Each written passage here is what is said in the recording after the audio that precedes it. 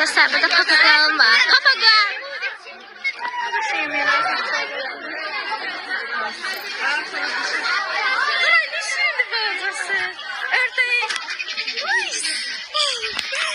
Dostlar büyük papağan. Yok bu papağan değil. Nedir bu? Bilen yorumlara yazsın.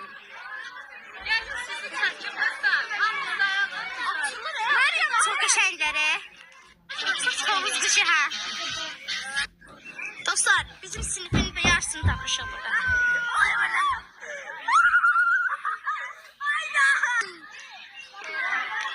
Bakın çok şirindir dostlar. Ne? Bu ne?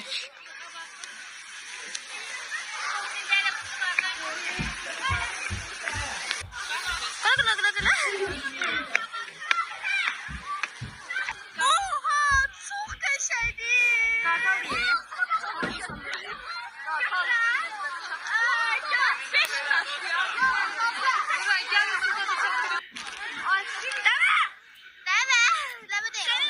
Dəvədir dostlar, bu yorumlarda yazın. Dostlar bu dəvədir yoxsa nədirsə yorumlarda yazın. Dostlar baxın nə tapmışıq, maral tapmışıq. Bir ormandayıq, tapmışıq. Ama bulanıq görsən, sizə necə göstərəm. Baxın, çox qəşəngdir.